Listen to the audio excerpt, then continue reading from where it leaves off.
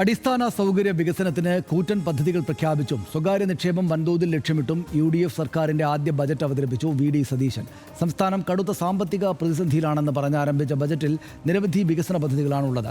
കപ്പൽ, ചരക്ക് ഗതാഗത, തീരദേശ മേഖലയ്ക്ക് 400 കോടിയുടെ മിഷൻ സമുദ്ര ആണ് VD സതീശൻ സർക്കാർ ആദ്യ സ്വപ്ന പദ്ധതിയായി ബജറ്റിൽ അവതരിപ്പിക്കുന്നത്.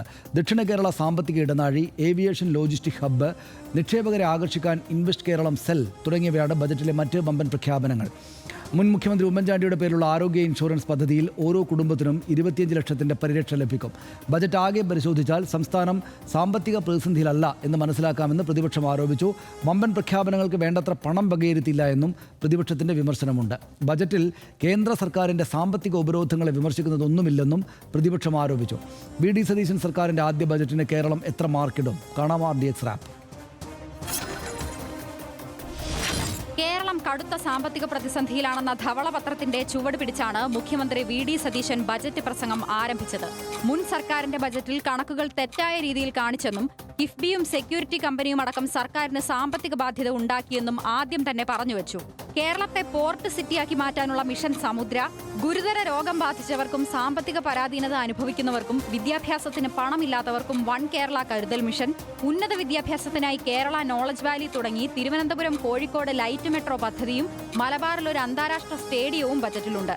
തുറമുഖങ്ങളെ ബന്ധിപ്പിച്ചുള്ള പദ്ധതികൾക്ക് 400 കോടിയും നോളജ് വാലി പദ്ധതിക്ക് 100 കോടിയും മലബാറിലെ സ്റ്റേഡിയത്തിന് 50 കോടിയുമാണ് വകയിരുത്തിയത്. നിക്ഷേപകരെ ആകർഷിക്കാൻ ഡാറ്റ അധിഷ്ഠിത ഇൻവെസ്റ്റ് കേരളം സെല്ലാണ് മറ്റൊരു ബൃഹത് പദ്ധതി. വിവിധ മേഖലകളിലെ സ്വകാര്യ നിക്ഷേപം പരമാവധി പ്രോത്സാഹിപ്പിക്കുകയാണ് ലക്ഷ്യം. ഉമ്മൻചാണ്ടിയുടെ ആരോഗ്യ ഇൻഷുറൻസ് പദ്ധതി നടപ്പാക്കുമെന്നും VD സതീശൻ പറഞ്ഞു. RDX rap, news Malayalam.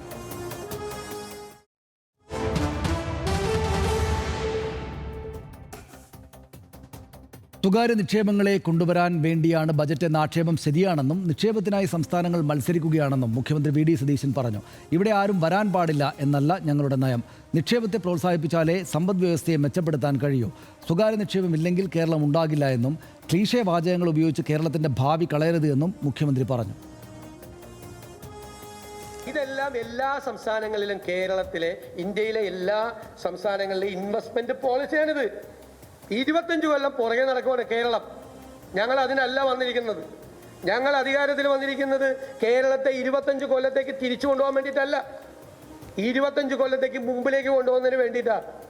കേരളത്തിൽ എംപ്ലോയ്മെന്റ് ജനറേഷൻ ഉണ്ടാക്കി, സമ്പദ്ഘടനയെ ഉത്തേജിപ്പിച്ച് പണം ഉണ്ടാക്കി പാവപ്പെട്ടവരെ സഹായിക്കാൻ വേണ്ടിയിട്ടാണ്. ഈ പണം കൊണ്ട് വെൽഫെയർ പ്രോജക്റ്റുകൾ നടപ്പാക്കും. 5 പൈസ കയ്യിലില്ല, എന്നിട്ട് വീണ്ടും പഴയതുപോലെ ആവണം. അല്ലെന്നേ, അതിനല്ല ഞങ്ങൾ വന്നിരിക്കുന്നത്. ഞങ്ങൾ ഇതെല്ലാം ജനങ്ങളോട് തെരഞ്ഞെടുപ്പിന് മുമ്പ് തന്നെ പറഞ്ഞിട്ടാണ് വന്നിരിക്കുന്നത്. ഒരു പൊതുമേഖലാ സ്ഥാപനവും വിറ്റഴിക്കുന്ന ഒരു വാചകം ഈ ബജറ്റിലില്ല. പിന്നെ എന്തിനാ ഈ ക്ലീഷേ വന്ന വാചകം ആവർത്തിച്ചുകൊണ്ട് പറയണേ? കേരളം സാമ്പത്തികമായ അപകടാവസ്ഥയിലെന്നാണ് ബജറ്റിന്റെ ആമുഖത്തിൽ പറയാൻ ശ്രമിച്ചത്. പക്ഷേ ബജറ്റ് ആകെ പരിശോധിച്ചാൽ അങ്ങനെയല്ല എന്ന് മനസ്സിലാക്കാമെന്ന് പ്രതിപക്ഷ നേതാവ് പിണറായി വിജയൻ പ്രതികരിച്ചു. കിഫ്ബിയുടെ ചിറകരിയുന്ന ബജറ്റാണിതെന്നും പിണറായി വിജയൻ വിമർശിച്ചു. എല്ലാ മേഖലയും സ്വകാര്യവൽക്കരിക്കാനുള്ള ബ്ലൂ പ്രിന്റാണ് ഈ ബജറ്റെന്ന് മുൻ ധനകാര്യമന്ത്രി KN ബാലഗോപാൽ വിമർശിച്ചു. ബജറ്റ് നൽകുന്ന ഗ്യാരണ്ടി വികസന മുരടിപ്പാണെന്ന് മുൻ ധനമന്ത്രി തോമസ് ഐസക്കും വിമർശിച്ചു. ആകെ അലോക്കേഷൻ പരിശോധിച്ചാൽ കേരളത്തിൻ്റെ സാമ്പത്തിക സ്ഥിതി അപകടാവസ്ഥയിലല്ല എന്ന ചിത്രമാണ് നമുക്ക് ലഭിക്കുക. 2000 കോടിയുടെ അധിക അലോക്കേഷൻ സംസ്ഥാന സർക്കാരിന് വരുത്താൻ കഴിയുന്നുണ്ട്.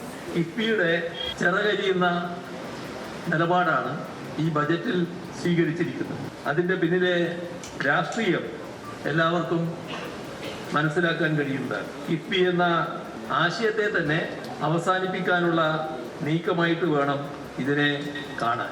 സംസ്ഥാന ഗവൺമെൻറ്റിനെ, മുൻ ഗവൺമെൻറ്റിനെ കുറ്റം പറഞ്ഞുവിട്ട് 10 വർഷക്കാലം കേരളം ആകെ തകർന്നു പോയി എന്ന് സ്ഥാപിക്കാനാണ് ശ്രമിക്കുന്നത്. കേന്ദ്ര ഗവൺമെൻറ് നമുക്ക് തരാനുള്ള പണം തരാത്തതാണ് ഏറ്റവും വലിയ റോഡ് ബ്ലോക്ക്.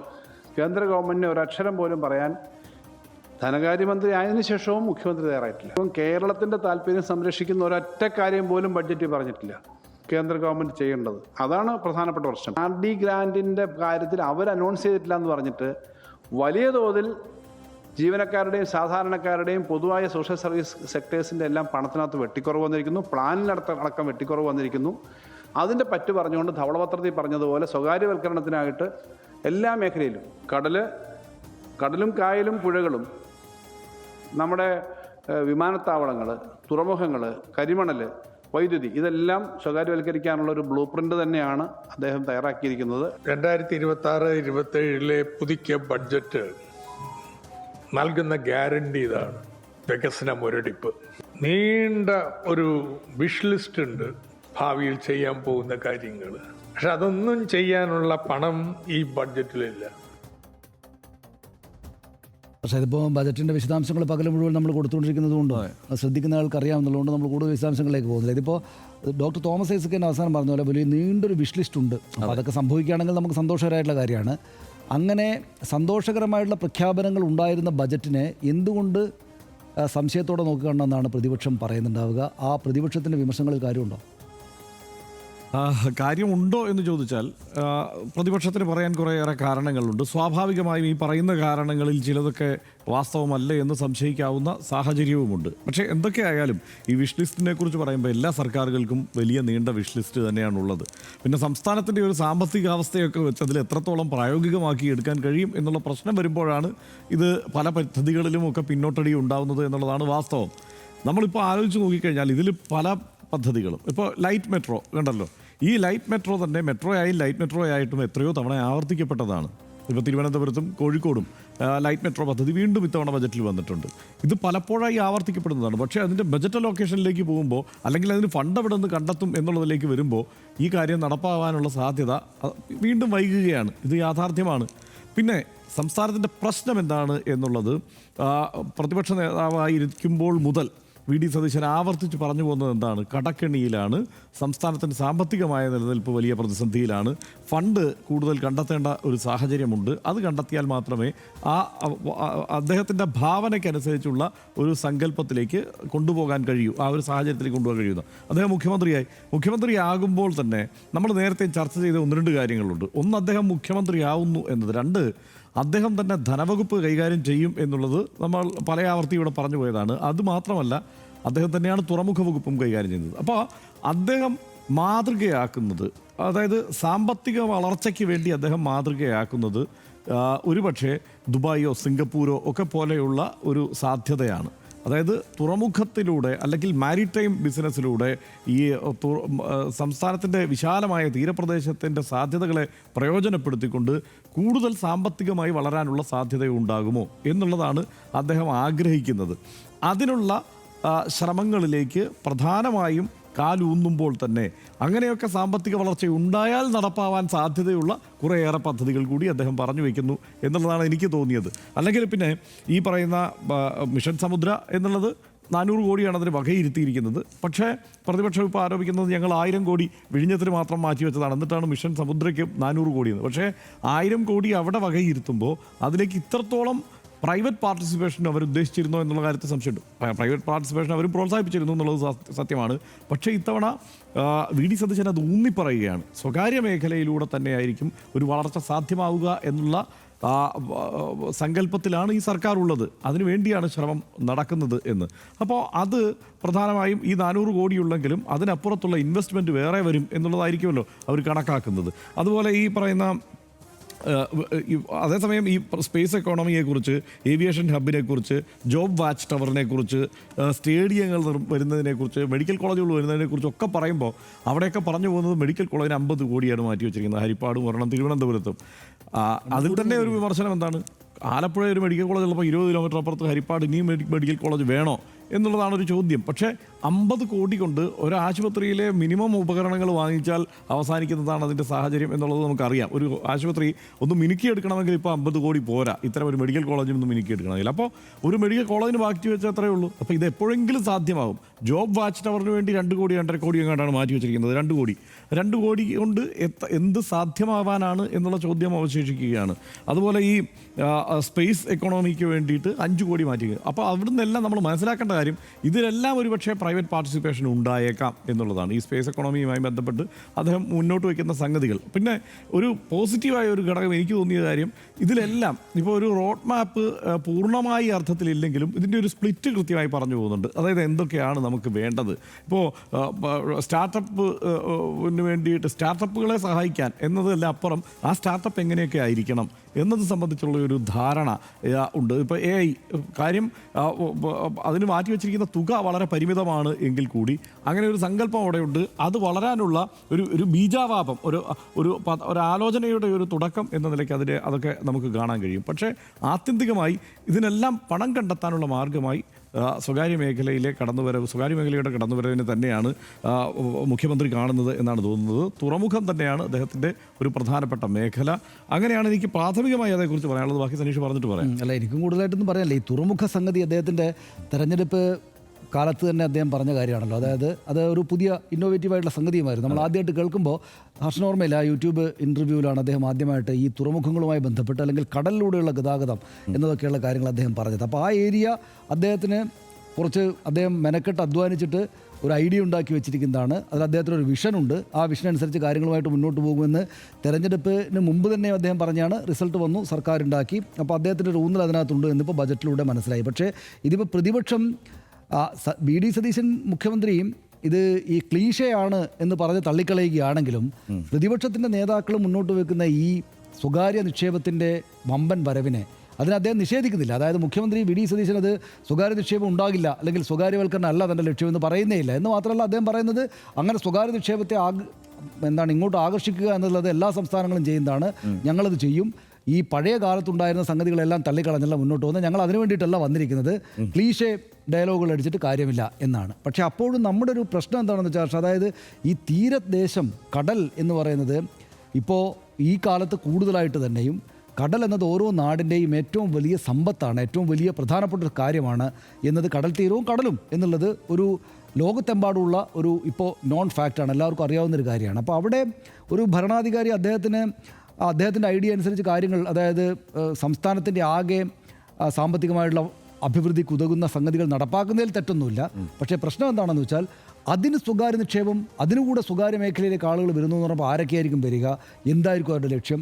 ഇപ്പം നമ്മുടെ മുന്നിൽ ഈ ക്രിട്ടിക്കലായിട്ട് കാര്യങ്ങൾ നോക്കുന്ന, രാഷ്ട്രീയമായിട്ട് മാത്രമല്ലാതെ ക്രിട്ടിക്കലായിട്ട് കാര്യങ്ങൾ നോക്കുന്ന ആളുകൾക്ക് മുന്നിലുള്ള ഒരു പ്രധാനപ്പെട്ട തെളിവ് നമ്മുടെ സ്മാർട്ട് സിറ്റിയാണ്. ഹർഷനോർമ്മയില്ലേ, smart city V S Achuthanandan പ്രതിപക്ഷത്തിരിക്കുമ്പോൾ VS അച്യുതാനന്ദൻ അതിനെ അതിശക്തമായിട്ട് എതിർത്തത് കൊണ്ടാണ് ആ സർക്കാർ കരുതിയിരുന്നത് പോലെ, ഉമ്മൻചാണ്ടി സർക്കാർ കരുതിയിരുന്നത് പോലെ ഒരു പദ്ധതിയായിട്ട് സ്മാർട്ട് സിറ്റി വരാതിരുന്നത്.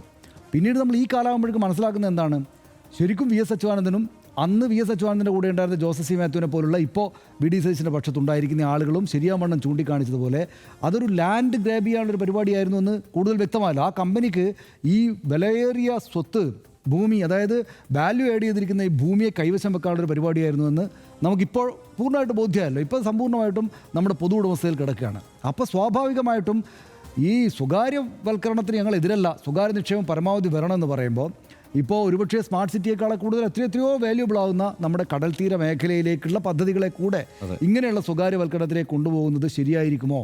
അക്കാര്യത്തിൽ ഈ സർക്കാരിൻ്റെ ശ്രദ്ധ ശരിയാവണ്ണം പതിയുമോ? ഈ സർക്കാർ അതിന് വേണ്ടുന്ന, ഇപ്പോൾ VS അച്യുതാനന്ദ സർക്കാരൊക്കെ ചെയ്തതുപോലെ അതിന് വേണ്ടുന്ന നമ്മുടെ കാര്യങ്ങൾ മുഴുവനായിട്ട് അടിച്ചു കൊണ്ടുപോകാതിരിക്കാനുള്ള തട വെച്ചിട്ടായിരിക്കുമോ ഈ കാര്യങ്ങളിലേക്ക് പ്രവേശിക്കുക? അല്ലെങ്കിൽ ഈ മിഷൻ സമുദ്ര എന്നതിലെ വലിയ ആവേശകരമായിട്ടുള്ള ഊർജ്ജസ്വലമായിട്ടുള്ള പ്രവർത്തനത്തിന് മുന്നോട്ട് പോകുമ്പോൾ നമ്മുടെ സ്വത്തിൻ്റെ കൈകാര്യാവകാശം സ്വകാര്യ നിക്ഷേപകർക്ക് എത്രത്തോളം കിട്ടുന്നു എന്ന കാര്യത്തിൽ വേണ്ട ശ്രദ്ധ പതിയാതെ വരുമോ എന്നിങ്ങനെ നിരവധിയായിട്ടുള്ള ചോദ്യങ്ങൾ സ്വാഭാവികമായിട്ടും വരും. അതായത് ഞാനിതിനെ വളരെ പോസിറ്റീവ്, ഇതൊരു വിഷ് ലിസ്റ്റ് എന്ന നിലക്ക് അദ്ദേഹത്തിൻ്റെ പെർഫോമൻസ് വളരെ നന്നായിട്ടും സന്തോഷകരമായിട്ടും കണ്ട ആൾ തന്നെയാണ് ഞാൻ. അപ്പോൾ അദ്ദേഹം ഈ പറയുന്ന സിനിമാ മേഖലയിലൊക്കെ ഇപ്പോൾ MT വാസുദേവൻ്റെ കാര്യമാണെങ്കിലും സലീം കുമാറിൻ്റെ കാര്യമാണെങ്കിലും കൊച്ചിയിൽ സിനിമ കേന്ദ്രമായിട്ട് സംഗതികൾ വരുന്നതായിട്ടെങ്കിൽ ഇങ്ങനെയുള്ള പ്രഖ്യാപനങ്ങൾ വളരെ വളരെ സന്തോഷകരമാണ്. ഇപ്പോൾ മോഹൻലാലും മമ്മൂട്ടി അടക്കമുള്ള ആളുകൾ വന്നിട്ട് ഈ കാര്യങ്ങൾ പറയുന്നത് എന്തുകൊണ്ടാണ്, MT വാസുദേവൻ്റെ മകൾ വന്നിട്ട് പറയുന്നത് എന്തുകൊണ്ടാണ്? ഇതെല്ലാം പ്രഖ്യാപനം എന്ന നിലക്ക് വളരെ സന്തോഷകരമായിട്ടുള്ള കാര്യമാണ് സർക്കാർ പ്രഖ്യാപിച്ചിരിക്കുന്നത്. പ്രത്യേകിച്ചും 10 വർഷം ഭരിച്ചൊരു സർക്കാരിന് ശേഷം കുറേ ചെറുപ്പക്കാരനായ മുഖ്യമന്ത്രി വന്നിട്ട് ഇങ്ങനെയൊരു വളരെ ഊർജ്ജസ്വലമായിട്ടൊരു ബജറ്റ് പ്രഖ്യാപിക്കുമ്പോൾ അതിനകത്ത് തള്ളിക്കളയാവുന്ന കാര്യങ്ങൾ അധികമൊന്നുമില്ല, സന്തോഷകരമായിട്ടുള്ള കാര്യമാണ്. പക്ഷേ പ്രതിപക്ഷം വന്നിട്ട് സ്വാഭാവികമായി എതിർപ്പോട് കൂടി തന്നെ ചില കാര്യങ്ങൾ കൂടെ മുന്നോട്ട് വെക്കുമ്പോൾ അവർ, പ്രത്യേകിച്ചും തോമസ് ഐസക് എഴുതിയ പോസ്റ്റർ ഞാനിപ്പോൾ വായിച്ചത്, അദ്ദേഹം ഇതൊരു ആഗ്രഹ ചിന്ത എന്ന നിലക്ക് പൂർണ്ണമായിട്ട് തള്ളിക്കളയേണ്ടുന്ന കാര്യമൊന്നും ഇല്ലാത്ത ഒരു ബജറ്റാണെന്ന് അദ്ദേഹം എഴുതിയിട്ടുണ്ട്, ആ മട്ടിൽ എഴുതിയിട്ടുണ്ട്. അതായത് അങ്ങേയറ്റം എതിർക്കേണ്ടതുണ്ടെങ്കിലും അതിനകത്തുള്ളതായിട്ട് അദ്ദേഹം കാണുന്നില്ല. പക്ഷേ ഇത് എങ്ങനെയാണ് ഈ കാര്യങ്ങൾ ഇംപ്ലിമെൻ്റ് ചെയ്യുക, ഇതിൻ്റെ ഫോക്കസ് ഈ സ്വകാര്യ നിക്ഷേപത്തിലേക്ക് വന്നു കഴിഞ്ഞാൽ ഇങ്ങനെ ആവില്ലേ എന്നൊരു പ്രശ്നം അതിനകത്തുണ്ട്. ഒരു കാര്യം കൂടെ ഞാൻ പറയട്ടെ ഹർഷൻ, ഞാനിത് ഹർഷൻ പറയുന്നതിൽ കൂടുതലൊന്നും എനിക്ക് അതിനകത്തേക്ക് ഡീപ്പായിട്ട് ഇത്തരം നേരം പ്രതിപക്ഷ നേതാക്കളെല്ലാം പറഞ്ഞ അന്തരീക്ഷത്തിലുണ്ട്. പിന്നെ ഇതെല്ലാം കൂടെ ഒന്നുകൂടെയൊക്കെ വായിച്ചാലാണ് കുറേ കൂടെ കാര്യമായിട്ട് നമുക്ക് പ്രത്യേകിച്ച് ഈ സാമ്പത്തിക മേഖലയിലെ വലിയ വൈദഗ്ധ്യമൊന്നും ഇല്ലാത്ത ആളുകൾ എന്ന നിലക്ക് പറയാൻ പറ്റുക. പക്ഷേ അതിനകത്ത് എനിക്കൊരു മിസ്സിംഗ് ആയിട്ട് തോന്നിയത്, ഈ കഴിഞ്ഞ സർക്കാരിൻ്റെ കാലത്തെ ഏറ്റവും പ്രധാനപ്പെട്ട, ഞാനതിവിടെ RDXൽ തന്നെ പറഞ്ഞിട്ടുണ്ട്, ഏറ്റവും പ്രധാനപ്പെട്ടതും ഏറ്റവും ഗാംഭീര്യമാർന്നതായിട്ട് എനിക്ക് തോന്നിയ ഒരു പരിപാടി അതിദാരിദ്ര്യ നിർമ്മാർജ്ജനം എന്നൊരു പ്രഖ്യാപനമായിരുന്നു. കഴിഞ്ഞ ബജറ്റിൻ്റെയും അവരുടെ സർക്കാരിൻ്റെ ഒരു പ്രഖ്യാപനം അതിദാരിദ്ര്യ നിർമ്മാർജ്ജനം ചെയ്യും എന്നതായിരുന്നു. ദാരിദ്ര്യ നിർമ്മാർജ്ജനത്തിനായി പ്രഖ്യാപിച്ചുകൊണ്ട് തന്നെ കുറേയേറെ പരിപാടികൾ ചെയ്തു, വലിയ പദ്ധതികളൊക്കെ പിടിക്കുക. ഇപ്പോൾ തന്നെ ഇതിനകത്ത് മിഷൻ സമുദ്രയുമായി ബന്ധപ്പെട്ട അദ്ദേഹത്തിൻ്റെ പദ്ധതിക്കകത്ത് ഉൾനാടൻ ജലഗതാഗതമൊക്കെ ഉണ്ട്. അതായത് ഈ സമുദ്ര സംഗതികളോട് ചേർന്ന് തന്നെ കേരളത്തിൻ്റെ പ്രത്യേകത അനുസരിച്ചുള്ള ഉൾനാടൻ ജലഗതാഗത പാതകളുമായിട്ട് ബന്ധിപ്പിക്കുമെന്നൊക്കെ പറയണ്ടല്ലോ. ആ ഉൾനാടൻ ജലഗതാഗതം എന്നത് കേരളത്തെ ഒരറ്റത്തു നിന്നോട്ട് ഈ അറ്റം വരെ കണക്ട് ചെയ്യുന്ന ഉൾനാടൻ ജലഗതാഗത പാത വിഭാവനം ചെയ്തതും നടപ്പാക്കിയതും പിണറായി വിജയൻ സർക്കാരാണ്. പിണറായി വിജയൻ സർക്കാരിൻ്റെ ഒരു പ്രധാനപ്പെട്ട പദ്ധതിയായിരുന്നു നമുക്കറിയാം. അതേതാണ്ട് അന്തിമഘട്ടത്തിലൊക്കെയാണ് ഉള്ളത് എന്നും നമുക്കറിയാം. അത് വളരെ കൊള്ളാവുന്ന കാര്യക്ഷമതയാർന്ന ഒരു പദ്ധതിയായിട്ട് നമ്മുടെ മുന്നിലുണ്ട്. എന്ന് വെച്ചാൽ മിഷൻ സമുദ്രം നടപ്പാക്കുമ്പോൾ അതിൻ്റെ കണക്റ്റിംഗ് ലിങ്കായിട്ട് വർക്ക് ചെയ്യുന്ന ഈ ഉൾനാടൻ ജലഗതാഗതം എന്ന് അദ്ദേഹം പറയുന്ന കാര്യത്തെ മുൻ സർക്കാരാണ് എസ്റ്റാബ്ലിഷ് ചെയ്തിരിക്കുന്നത്. അത് അവിടെയുണ്ട്. അപ്പോൾ ഇതെല്ലാം കണക്ട് ചെയ്ത് പോകുന്നതിൽ സന്തോഷകരം തന്നെയാണ്. അപ്പോൾ അങ്ങനെയാണെങ്കിൽ അദ്ദേഹം പ്രഖ്യാപിക്കേണ്ടിയിരുന്ന ഒരു കാര്യം, VD സതീശൻ സർക്കാരിന് ഏറ്റെടുക്കാവുന്ന ഒരു കാര്യം ഈ അതിദാരിദ്ര്യ നിർമ്മാർജ്ജനമായിരുന്നു എന്ന് ഞാൻ വിചാരിക്കുന്നു. ഇപ്പോൾ ദാരിദ്ര്യ നിർമ്മാർജ്ജനത്തിനായി കുറേയേറെ സംഗതികൾ ഇതിനകത്തുണ്ട്, ഇല്ലാന്ന് തള്ളിക്കളയാൻ പറ്റില്ല. കാരണം നമ്മുടെ സാമ്പത്തികാവസ്ഥയെ പൊതുവിൽ ഒന്ന് ആവേശത്തിലാക്കിയാൽ അല്ലെങ്കിൽ ഒന്ന് ഊർജ്ജസ്വലമാക്കിയാൽ സ്വാഭാവികമായിട്ടും അതിൻ്റെ ഗുണഫലങ്ങൾ പാവപ്പെട്ട എല്ലാ മേഖലയിലെയും ആളുകളിലേക്ക് എത്താവുന്ന പദ്ധതികൾ ഇതിനകത്തുണ്ട്. അതുകൊണ്ട് ദാരിദ്ര്യ നിർമ്മാർജ്ജനവും ആളുകളുടെ ജീവിത നിലവാരം ഉയരുന്നതൊക്കെ സ്വാഭാവികമായിട്ട് സംഭവിക്കുമെന്ന് കൂടെ വിഭാവനം ചെയ്തൊരു ബജറ്റ് തന്നെയാണിത്. പക്ഷേ അതിദാരിദ്ര്യ നിർമ്മാർജ്ജനം എന്ന പേര് പ്രഖ്യാപിച്ചുകൊണ്ട് തന്നെ ചില കാര്യങ്ങൾ നടപ്പാക്കുന്നതിന് വലിയൊരു എന്താണ് രാഷ്ട്രീയമായിട്ടും സാമൂഹ്യമായിട്ടുള്ളൊരു ഇമ്പോർട്ടൻസ് ഉണ്ട് എന്ന് ഞാൻ വിചാരിക്കുന്നു. കാരണം അത് തന്നെയും ഒരു സർക്കാരിൻ്റെ പ്രഖ്യാപനമായിട്ട് വരികയാണ്. എന്നാൽ എന്ന് വെച്ചാൽ അതിദരിദ്രരായിട്ടുള്ള മനുഷ്യരെ അതിൽ നിന്ന്, അവരുടെ അതിദാരിദ്ര്യ അവസ്ഥയിൽ നിന്ന് മുക്തിപ്പെടുത്തുക എന്നത് തന്നെയും ഒരു സർക്കാരിൻ്റെ പ്രഖ്യാപനമായിട്ട് വരിക എന്ന് പറഞ്ഞാൽ അതിനകത്ത് വളരെ ബോൾഡായിട്ടുള്ള സന്തോഷകരമായിട്ടുള്ള ഒരു സാമൂഹ്യ മെസ്സേജുണ്ട്. അങ്ങനെയൊരു സാധനത്തെ VD സതീശന്, അദ്ദേഹത്തിന് പേര് വേണമെങ്കിൽ മാറ്റാം, പക്ഷേ നേരിട്ട് ചെന്ന് തൊടുന്നൊരു പ്രഖ്യാപനം കൂടി ഇതിനകത്ത് ഉണ്ടാകണമായിരുന്നു എന്ന് ഞാൻ വിചാരിക്കുന്നു. കഴിഞ്ഞ സർക്കാരിൻ്റെ കാലത്ത് നിന്ന് ഇങ്ങോട്ടേക്ക് എടുക്കാൻ. ഇപ്പോൾ ഉദാഹരണത്തിന് അദ്ദേഹം ഇടതുപക്ഷം, ഞങ്ങളാണ് യഥാർത്ഥ ഇടതുപക്ഷം എന്നാണല്ലോ അദ്ദേഹം എപ്പോഴും പറയുന്നത്. അപ്പോൾ ഞങ്ങളാണ് യഥാർത്ഥ ഇടതുപക്ഷം എന്ന് പറയാൻ വേണ്ടിയിട്ടായിരിക്കണം അദ്ദേഹം ഭൂപരിഷ്കരണത്തിന് 2ാം പതിപ്പ് പ്രഖ്യാപിക്കുന്നത്. ഭൂപരിഷ്കരണം എന്ന് വെച്ചാൽ കേരളത്തിലെ ഇടതുപക്ഷത്തോട് ചേർന്നിട്ട്, ഇടതുപക്ഷ സർക്കാരുകളോട് ചേർന്നിട്ട് ലോകമെമ്പാടുമുള്ള പഠിതാക്കൾക്ക് അറിയാവുന്നൊരു സംഗതി ഭൂപരിഷ്കരണമാണ്. രാജ്യത്ത് മറ്റ് സംസ്ഥാനങ്ങളിൽ മാത്രമല്ല, കേന്ദ്ര സംവിധാനങ്ങളിൽ മാത്രമല്ല, ലോകത്ത് തന്നെയും കേരളത്തിൻ്റെ ഒരു പ്രധാനപ്പെട്ട സംഗതിയായിട്ട് അറിയുന്നതാണ് ഭൂപരിഷ്കരണം. അപ്പോൾ ആ പേര് ഇടതുപക്ഷത്തിൻ്റെതാക്കി ഇടതുപക്ഷത്തിന് ഇങ്ങോട്ട് എടുക്കാൻ വേണ്ടിയിട്ട് VD സതീശൻ ശ്രമിക്കുന്നുണ്ട്. കാരണം ഞങ്ങളൊരു യഥാർത്ഥ ഇടതുപക്ഷം കൂടിയാണല്ലോ. സ്വകാര്യവൽക്കരണം എന്ന വലതുപക്ഷ സർക്കാരിൻ്റെ അജണ്ട നടപ്പാക്കുമ്പോൾ തന്നെ യഥാർത്ഥ ഇടതുപക്ഷത്തിൻ്റെ ഇങ്ങനെയൊരു ഭൂപരിഷ്കരണ ഒരു പേര് ഗരിമ കരസ്ഥമാക്കാനായിട്ട് എന്ന് പറയാവുന്ന വിധത്തിൽ ഈ ഭൂപരിഷ്കരണത്തിൻ്റെ ആ പോയിന്റ് ഇങ്ങോട്ട് എടുക്കുമ്പോൾ സത്യത്തിൽ VD സതീശൻ സർക്കാർ അതിദാരിദ്ര്യ നിർമ്മാർജ്ജനം എന്ന പ്രഖ്യാപനം കൂടെ ബജറ്റിനോട് ചേർന്ന് പ്രഖ്യാപിച്ചിരുന്നെങ്കിൽ എന്ന് ആഗ്രഹിക്കുന്നത്, ഇതെൻ്റെ വ്യക്തിപരമായിട്ടുള്ള ആഗ്രഹമാണ്, അങ്ങനെ ചെയ്യാത്തതുകൊണ്ടൊന്നും ഗരിമ കുറവുണ്ടെന്നൊന്നുമല്ല, പക്ഷേ ഞാനത് ആഗ്രഹിച്ചിരുന്നു എന്ന് കൂടെ പറയാൻ ഇത് അവസരം ഉപയോഗിക്കുകയാണ്. അത് ദാരിദ്ര്യ നിർമ്മാർജ്ജനത്തിനുള്ള ജീവിത നിലവാരം മെച്ചപ്പെടുത്താനുള്ള പദ്ധതികളൊന്നും ഇതിനകത്ത് ഇല്ലാഞ്ഞിട്ടല്ല, പക്ഷേ കഴിഞ്ഞ സർക്കാരിൽ നിന്ന് ഈ സർക്കാർ ഏറ്റെടുക്കേണ്ടിയിരുന്ന ഒരു കാര്യം ഇതായിരുന്നു എന്നൊരു തോന്നൽ എനിക്കുണ്ട്.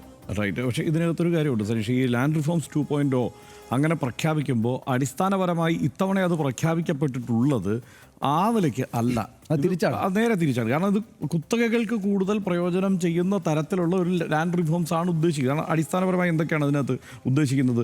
ഈ ഭൂനിയമങ്ങൾ പരിഷ്കരിച്ച് വ്യവസായ വാണിജ്യ പദ്ധതികൾക്ക് വേണ്ടി ഭൂമി ഏറ്റെടുക്കുന്നതിന് വേണ്ടി കുറെ കൂടി സുഗമമായ മാർഗങ്ങൾ ഇതിലൂടെ സാധ്യമാക്കുക എന്നുള്ളത് തന്നെയാണ്. അതുമാത്രമല്ല, ഈ സ്റ്റേറ്റ് ലാൻഡ് ബാങ്കിന് വേണ്ടിയിട്ട് ലാൻഡ് പൂൾ ചെയ്യുക, അത്തരം കാര്യങ്ങളിലേക്കാണ് കൂടുതൽ ഊന്നൽ നൽകുന്നത്. സ്വാഭാവികമായും അത് സംസ്ഥാനത്തിൻ്റെ സാമ്പത്തിക വളർച്ചയ്ക്ക് ഉതകും എന്നാണ് കണക്ക് കൂട്ടുന്നതെങ്കിൽ അതിനൊപ്പം കുത്തകകൾക്ക് ഗുണം ചെയ്യുന്ന തീരുമാനമായിരിക്കും ഈ ലാൻഡ് റിഫോംസ്. അതായത് അന്നത്തെ ഭൂപരിഷ്കരണം എന്താണോ അതിനെ മറ്റൊരു പതിപ്പ്, വേറൊരു തരത്തിൽ സാധാരണക്കാർക്ക് അത് പ്രയോജനം തീരെ ചെയ്യാത്തതാണോ എന്ന് ചോദിച്ചാൽ ഭൂ ഉടമകൾക്ക് അതായത് ഏറ്റവും ഭൂമി ഇല്ലാത്തവർക്ക് ഏതെങ്കിലും തരത്തിൽ ഗുണം ചെയ്യുന്നല്ല, അതിൻ്റെയൊക്കെ പൂർണ്ണ രൂപം എത്തുമ്പോഴേ നമുക്ക് പറയാൻ പറ്റുള്ളൂ. പക്ഷേ ഇപ്പോഴുള്ള ഇതിൻ്റെ ഒരു ഈ പദ്ധതിയുടെ ഒരു ആലോചന വരുന്നത് ഭൂമി ഏറ്റെടുക്കുന്നതിന് വേണ്ട സാധ്യതകൾ അല്ലെങ്കിൽ പുതിയ വ്യവസായങ്ങളും വാണിജ്യങ്ങളും വരാൻ വേണ്ടിയിട്ടുള്ള പുതിയ സാധ്യതകൾ ആരായുക എന്നുള്ളത് തന്നെയാണ്. മറ്റൊന്ന് ഇതല്ല ഈ ബജറ്റ് എന്ന് പറയുന്നത് വലിയ ഗൗരവത്തോടെ ചെയ്തിരിക്കുന്ന ബജറ്റാണ്. പക്ഷേ അത് മുഴുവൻ ഇനി അങ്ങോട്ടുള്ള 5 വർഷത്തേക്ക് ഈ സർക്കാരിൻ്റെ ആലോചനകൾ ഏത് ഗതിക്ക് പോകും അതിനൊരു വഴി തെളിക്കാൻ വേണ്ടിയിട്ട്, അതായത് ആലോചനയുണ്ട്, പദ്ധതിയുണ്ട്, അതിനുള്ള വഴി തെളിക്കാനുള്ള ബജറ്റായിട്ടാണ് എനിക്ക് തോന്നിയത്. കാരണം അതുകൊണ്ട് തന്നെയാണ് ഈ ലാൻഡ് റിഫോംസ് 2.0 ഇതിൽ വന്നത്. മറ്റൊന്ന് ഈ മിഷൻ സമുദ്ര വരുന്നത്, അതായത് ഈ 600 കിലോമീറ്റർ കടൽ തീരം, 17 തുറമുഖങ്ങൾ, ഇതെല്ലാം സ്വകാര്യ മേഖലയ്ക്ക് സ്വാഭാവികമായും കൂടുതൽ കാര്യക്ഷമമായി ഇടപെടുന്നതൊക്കെ വണ്ണം അത് തുറന്നു കൊടുക്കപ്പെടുന്നു. അതായത് മാരിടൈം ബിസിനസ്സിൽ ഏതാണ്ട് കൂടുതൽ ശക്തമായിട്ടുള്ള സ്വകാര്യ സാന്നിധ്യം ഇവിടെ ഉണ്ടാകുന്നു എന്നുള്ളതാണ്. അത് അതായത് ഇത് മാത്രമല്ല, ടോട്ടൽ ബ്ലൂ എക്കോണമി സ്വകാര്യ മേഖലയ്ക്ക് പൂർണ്ണമായി പ്രാപ്തമാവുന്ന തരത്തിലേക്ക് ഒരുപക്ഷെ ഇത് മാറിയേക്കാം എന്നുള്ളതാണ്. അതുപോലെ സതേൺ കേരള എക്കണോമിക് കോറിഡോർ എന്ന് പറയുന്ന സംഗതി, അത് ഇതേ ആലോചനകൾ മുമ്പ് പല ഘട്ടത്തിലും പല സ്വഭാവത്തിൽ വന്നതാണ്. അന്നെല്ലാം വലിയ എതിർപ്പുകൾ ഉണ്ടായതുമാണ്. സംസ്ഥാനത്തിൻ്റെ സമ്പന്നമായ ധാതു നിക്ഷേപത്തെ ചൂഷണം ചെയ്യുന്നതിന് വേണ്ടിയിട്ട്, അത് പ്രയോജനപ്പെടുത്തുന്നതിന് വേണ്ടിയിട്ട് ഉള്ള പദ്ധതി എന്നുള്ളത്, അത് സ്വാഭാവികമായും അത് സ്വകാര്യ മേഖലയുടെ വലിയ കടന്നുവരവ് ആ മേഖലയിൽ ഉണ്ടാകുമ്പോൾ അത് ചെറിയ എതിർപ്പുകൾക്കും സംഘർഷങ്ങൾക്കും ഒക്കെ വഴിവെക്കുകയും ചെയ്യും, സമരങ്ങളിലേക്കും ഒക്കെ പോകുന്നു. ചർച്ചയായ കാലത്താണ് ഇത്. അതാണ് MRL നോട്ട് ബുക്കിൽ UDF നേതാക്കളുടെ പേരുണ്ട് എന്ന് പ്രതിപക്ഷം ആരോപിക്കുന്ന കാലത്താണ് അതാണ് അതാ ഞാൻ പറഞ്ഞത്. ഈ മേഖലയിലെല്ലാം അപ്പോൾ നമ്മൾ ഓരോന്നെടുത്ത് നോക്കിക്കഴിഞ്ഞാൽ, അതുപോലെ ഈ ഇൻവെസ്റ്റ് കേരള കോളും സിംഗിൾ വിൻഡോ ക്ലിയറൻസും ഒക്കെ പറയുന്ന സംഗതികളും സ്വകാര്യ മേഖലയുടെ പ്രോത്സാഹനം എന്നുള്ള നിലയ്ക്ക് തന്നെയാണ്. അത് മോശമെന്നല്ല കേട്ടോ. ആ നിലയ്ക്ക് അവർക്ക് അനുകൂലമായ ചില കാര്യങ്ങളുണ്ടാവാം. പക്ഷേ ഈ പറയുന്ന ധാതു നിക്ഷേപത്തിൻ്റെ കാര്യത്തിലായിക്കോട്ടെ, നമ്മളുടെ ബ്ലൂ ഇക്കോണമിയുടെ കാര്യത്തിലായിക്കോട്ടെ, അതല്ലെങ്കിൽ തുറമുഖങ്ങളുടെ കാര്യത്തിലായിക്കോട്ടെ, ഇതെല്ലാം ഇത്തരം കാര്യങ്ങളിൽ സ്വകാര്യ മേഖല ഇടപെടുമ്പോൾ കൂടുതൽ ശ്രദ്ധയോടെ വേണം. അല്ലാതെ ഉമ്മൻചാണ്ടി സർക്കാർ നമ്മുടെ ഇത് എഴുതി കൊടുത്തതുപോലെ സ്മാർട്ട് സിറ്റി പദ്ധതിയുമായി ബന്ധപ്പെട്ടുള്ള ആലോചനകളിൽ ഇൻഫോ പാർക്ക് പൂർണ്ണമായി എഴുതി കൊടുക്കാൻ ആലോചിച്ച മട്ടിലുള്ള ആലോചന ഉണ്ടായിക്കൂടാ എന്നുള്ളതാണ്. ആ കരുതൽ സ്വാഭാവികമായിട്ടും ഉണ്ടാകുമായിരിക്കും. പിന്നെ ഈ ഫിലിം സിറ്റിയുടെ ഇവിടുത്തെ ആലോചന പറഞ്ഞല്ലോ, അത് 100 കോടി മാറ്റി വെച്ചിട്ടുണ്ടെങ്കിൽ അതിനേക്കാളൊക്കെ വലിയ ഇൻവെസ്റ്റ്മെൻറ്റും അതിനേക്കാൾ വലിയ സാധ്യതയും ഇവിടെ ഉണ്ടെന്ന് തന്നെയാണ് ഞാൻ കരുതുന്നത്. കാരണം നേരിട്ട് സ്വകാര്യ മേഖല ഇടപെടുന്ന ഒരു തലം ഒരു സംഗതി കൂടി ആയതുകൊണ്ട് ആ നിലയ്ക്ക് നോക്കാം. വ്യവസായമായിട്ട് പ്രഖ്യാപിക്കുകയും കൂടെ ചെയ്ത സാഹചര്യം തീർച്ചയായിട്ടും. അതുപോലെ സ്പേസ്, നോളജ് വാലി, സ്റ്റാർട്ടപ്പ്, ഇതിൻ്റെയൊക്കെയുള്ള പിന്തുണ, ഇത്തരം സംഗതികളിലെല്ലാം കാര്യം 5 കോടി ഞാൻ നേരത്തെ പറഞ്ഞു പോയതാണ്. 5 കോടിയെ മാറ്റി വെച്ചിട്ടുള്ളെങ്കിലും അവിടെയെല്ലാം സ്വകാര്യ മേഖലകൾക്കുള്ള സാധ്യത തുറന്നിടുകയായിരുന്നു. ഇതെല്ലാം അത്തരം സ്വകാര്യ മേഖലകൾക്ക്, സ്വകാര്യ ഇൻവെസ്റ്റേഴ്സിന് വരാനുള്ള സാധ്യതകൾ കൂടുതൽ തുറന്നു വെക്കുക എന്നുള്ളതാണ്. അതുപോലെ ഈ പറഞ്ഞതുപോലെ എയർപോർട്ട്, ലൈറ്റ് മെട്രോയുടെ കാര്യത്തിൽ അത് ഇത്തവണ ഞാൻ ആലോചിക്കുന്നത് മുമ്പത്തേതുപോലെ ആയിരിക്കില്ല. ഒരുപക്ഷെ അതൊരു PPP മോഡൽ എന്നുള്ള നിലയ്ക്ക് വന്നാൽ അതിൻ്റെ സാധ്യത കൂടുതൽ ഉണ്ടാകും എന്നുള്ളതാണ്. ഇന്ന് ഒരു കാര്യം കൂടി പറയാതിരിക്കാൻ വയ്യ. ഇതിനെല്ലാം കാരണമായി അദ്ദേഹം ആവർത്തിച്ചു പറഞ്ഞു. ഇന്നിപ്പോൾ അദ്ദേഹം സംസാരിക്കുമ്പോഴും പറഞ്ഞു 5 പൈസ കയ്യിലില്ല എന്ന് അദ്ദേഹം പറയുന്നത് ശ്രദ്ധിച്ചല്ലോ. AK ആൻ്റണി പോലും പറയുന്നതിനേക്കാൾ കടുപ്പിച്ച് അദ്ദേഹം 5 പൈസ ഇല്ലാത്ത കാലത്താണ് ഈ കാര്യങ്ങൾ നടപ്പാക്കേണ്ടി വരുന്നത് എന്ന് പറഞ്ഞു. ഇത് അതായത് പ്രസംഗവും പ്രായോഗികതയും ഒരുമിച്ച് കൊണ്ടുപോകാനുള്ള ഒരു സാധ്യത അദ്ദേഹം ആരായുന്ന പോലെ എനിക്ക് തോന്നി. അദ്ദേഹത്തിൻ്റെ ഇന്നത്തെ ബജറ്റ് അവതരണമായാലും അതിനുശേഷമുള്ള പ്രസ് മീറ്റ് ആയാലും എനിക്കൊരു പ്രസംഗം കേൾക്കുന്ന പ്രതീതിയായിരുന്നു. ഒരു രാഷ്ട്രീയ പ്രസംഗത്തിൻ്റെ സ്വഭാവം അതിനുണ്ടായിരുന്നു എന്നുള്ളത് വാസ്തവമാണ്. അപ്പോൾ അത് കേട്ടപ്പോൾ എനിക്ക് തോന്നിയ ഒരു കാര്യം ഞാൻ പറയാം. അതിൽ ഈ 5 പൈസ ഇല്ല എന്ന് പറഞ്ഞ് സംസ്ഥാനം വലിയ കടക്കണിയിലാണെന്ന് പറയുന്നതിൽ അവാസ്തവമായ കുറേ കാര്യങ്ങളുണ്ട്. അത് നമുക്ക് കാണാതെ പോകാൻ പറ്റില്ല. ഇപ്പോൾ പ്രതിപക്ഷം ഉന്നയിക്കുന്ന ആരോപണങ്ങളിലും ചിലതാണ്. ഇപ്പോൾ സംസ്ഥാനത്തിൻ്റെ നികുതി വരുമാനത്തിൻ്റെ 77% ഇവിടുത്തെ പലിശ കൊടുക്കാനും ശമ്പളം കൊടുക്കാനും അതുപോലെ തന്നെ പെൻഷൻ കൊടുക്കാനുമായി മാറ്റിവെക്കേണ്ടി വരുന്നു എന്നുള്ളത് ഒരു മഹാ അപരാധമായി ആവർത്തിച്ച് അവതരിപ്പിക്കപ്പെടുന്നുണ്ട്. യൂണിയൻ ഗവൺമെൻറ്റിൻ്റെ വരുമാനത്തിൻ്റെ എത്ര ശതമാനം പോകുന്നുണ്ട് എന്നുള്ളത് നിങ്ങൾ പരിശോധിക്കണം. ഇനി ഈ അവസ്ഥ 70% മേൽ ഇങ്ങനെ ഇതിനെല്ലാം മുടക്കേണ്ടി വരുന്ന ഏക സംസ്ഥാനം കേരളമാണോ? ഇന്ത്യയിൽ എത്ര സംസ്ഥാനങ്ങൾ ഇതുതന്നെയാണ് അവസ്ഥ. അപ്പോൾ ഇവിടെ മാത്രം എന്തോ ഒരു പ്രത്യേക അവസ്ഥയുണ്ട്, കുഴപ്പമുണ്ട് എന്ന് പറഞ്ഞു വെക്കേണ്ട കാര്യമില്ല. യഥാർത്ഥത്തിൽ ഞാനതുകൊണ്ടാണ് കരുതുന്നത്, ഇത് ആവർത്തിച്ച് പറയുന്നത് വരുമാന വർധന ഉണ്ടാക്കാൻ മറ്റു മാർഗ്ഗങ്ങളൊന്നും ഇവിടെ പറയുന്നില്ല, നികുതി വരുമാനം വർദ്ധിപ്പിക്കാനുള്ള മറ്റു മാർഗ്ഗങ്ങളൊന്നും ഇവിടെ പറയുന്നില്ല. എന്നാൽ സ്വകാര്യവൽക്കരണം ശക്തിപ്പെടുത്താൻ, അല്ലെങ്കിൽ സ്വകാര്യ മേഖലയുടെ ഇൻവെസ്റ്റ്മെൻറ്റ് ശക്തിപ്പെടുത്തുന്നതിന് വേണ്ടിയിട്ടുള്ള ധാരാളം സാധ്യതകൾ ഇവിടെ തുറന്നിടുകയും ചെയ്യുന്നുണ്ട്. അപ്പോൾ വരുമാന വർധന എന്നുള്ളത് സമ്പൂർണ്ണമായും VD സതീശൻ സർക്കാർ കണ്ടിരിക്കുന്നത് സ്വകാര്യ മേഖലയുടെ ഇൻവെസ്റ്റ്മെന്റ് തീർച്ചയായും അത് വഴിയാണ് എന്നുള്ളത് കൂടുതൽ വ്യക്തമാവുകയാണ്. ഒരു കാര്യം, ഫ്ലൈറ്റുകൾ വന്നിറങ്ങുകയും പണം ഇൻവെസ്റ്റേഴ്സ് വരുന്നതാണ് മുഖ്യമന്ത്രി സർക്കാർ വിചാരിക്കുന്നത്, അങ്ങനല്ലേ? അതെ, തീർച്ചയായും. ഇപ്പോൾ ഞാൻ പറയട്ടെ, വരുമാനത്തിൻ്റെ 60% സ്വന്തം നിലയ്ക്ക് കണ്ടെത്തുന്ന 7 സംസ്ഥാനങ്ങളിൽ 4ാം സ്ഥാനത്ത് കേരളമുണ്ട്. അതായത് വരുമാനത്തിൻ്റെ 60% കേരളം സ്വന്തം നിലയ്ക്ക് കണ്ടെത്തുകയാണ്. ഇത് തന്നെയാണ് പ്രതിപക്ഷം പറയുന്നത്, ഇത് തന്നെയാണ് മുൻ ധനമന്ത്രി ആവർത്തിച്ച് പറഞ്ഞുകൊണ്ടിരിക്കുന്നത്. ഇതൊരു വാസ്തവമല്ലേ? അപ്പം നമ്മൾ ആ വാസ്തവം കണ്ടില്ല എന്ന് നടിച്ചുകൂടാ.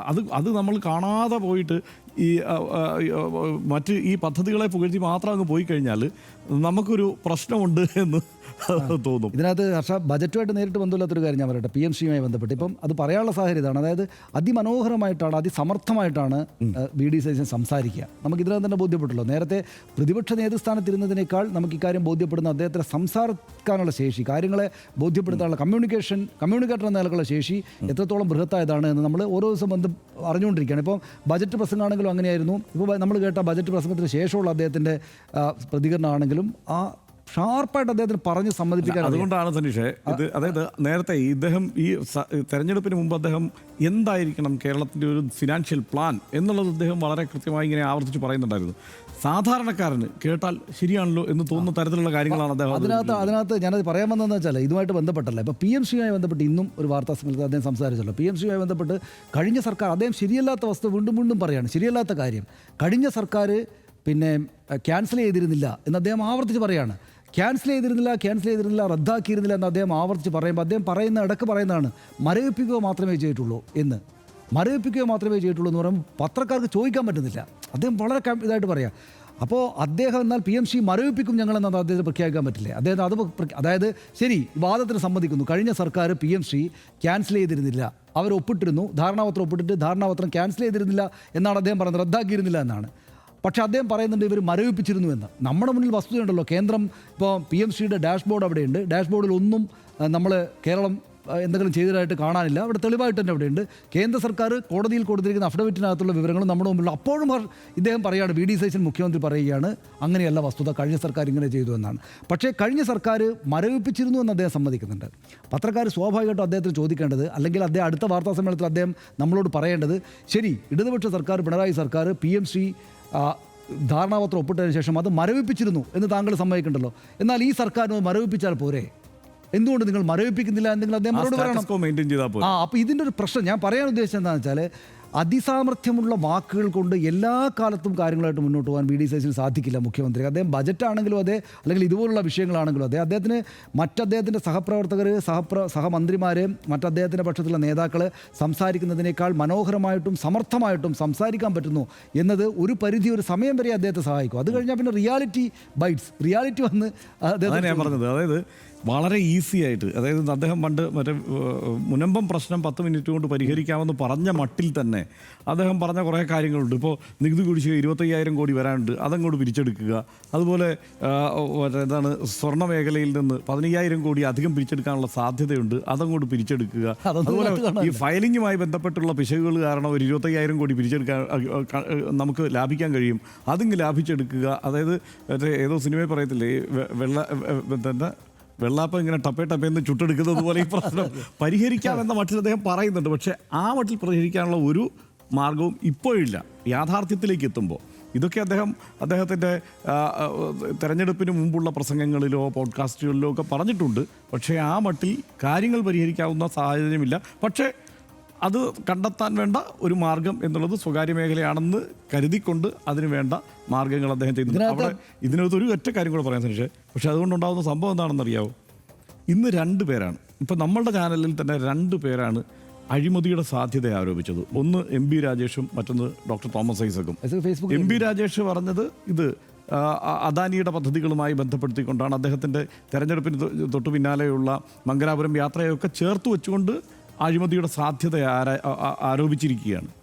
തോമസ് ഐസക്ക് പറഞ്ഞിരിക്കുന്നത് മദ്യത്തിൻ്റെ ടാക്സ് നിർണയവുമായി ബന്ധപ്പെട്ട് അഴിമതി മണക്കുന്നു എന്നാണ്. ഈ ആരോപണങ്ങൾ ഈ ഘട്ടത്തിൽ തന്നെ, ഈ ബജറ്റിനോടനുബന്ധിച്ച് തന്നെ അഴിമതിയുടെ സാധ്യത എന്ന് പ്രഖ്യാപിക്കപ്പെട്ടിട്ടുണ്ടെങ്കിൽ തുടർന്നങ്ങോട്ട് ഈ 2 കാര്യങ്ങൾ VD സതീശൻ സർക്കാർ നോക്കേണ്ടത് അഴിമതി നടക്കാതെ നോക്കേണ്ടതുണ്ട്. കാരണം അതിന് സാധ്യതയുണ്ട് എന്നിവരെല്ലാം പറയുന്ന സാഹചര്യത്തിൽ അതില്ലാതെ കാര്യങ്ങൾ മുന്നോട്ട് കൊണ്ടുപോകാനുള്ള സാധ്യത അദ്ദേഹം ആരായേണ്ടതുണ്ട്.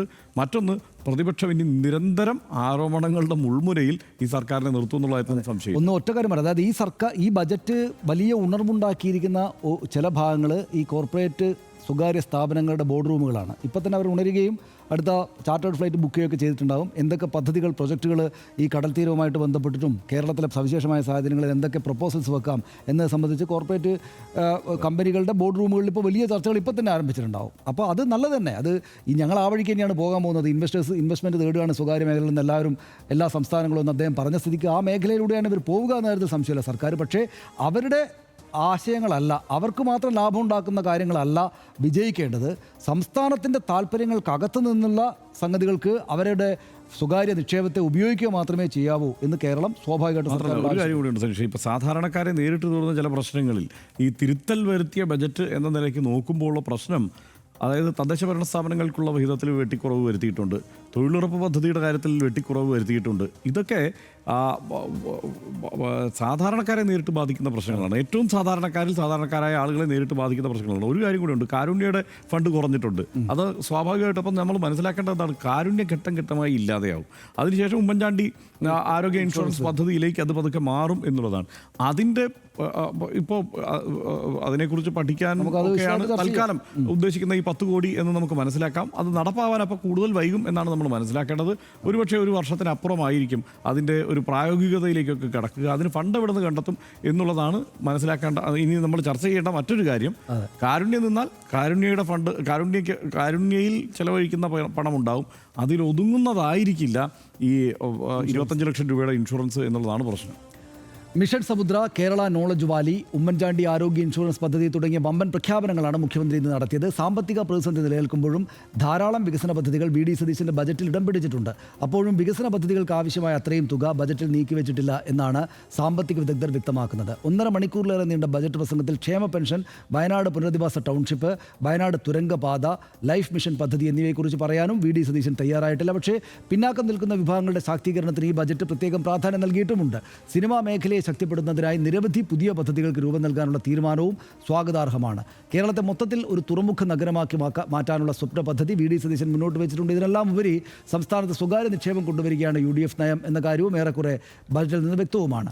പൊതുമേഖലാ സ്ഥാപനങ്ങളെ സ്വകാര്യവൽക്കരിക്കുമെന്ന കാര്യത്തിൽ അതോട് അത്ര ഉറപ്പുള്ള അല്ലെങ്കിൽ സംബന്ധിച്ചുകൊണ്ടുള്ള നിലപാടല്ല വി ഡി സതീശൻ സർക്കാർ എടുത്തത്. കേന്ദ്ര സർക്കാരിൻ്റെ സ്വകാര്യവൽക്കരണ നയത്തിനെതിരെ എക്കാലവും പ്രതിഷേധ സ്വരമുയർത്തിയ പാർട്ടിയും ആണ് പ്രതിപക്ഷത്തിരിക്കുന്നത് എന്ന് നമ്മൾ കാണണം. അപ്പോൾ ആ സാഹചര്യത്തിൽ കേരളത്തിലെ സ്വകാര്യവൽക്കരണം ആ നിലക്ക് എതിർക്കപ്പെടുന്നൊരു കാലം കൂടെ വരികയാണ് എന്നാണ് നമ്മൾ കാണേണ്ടത്.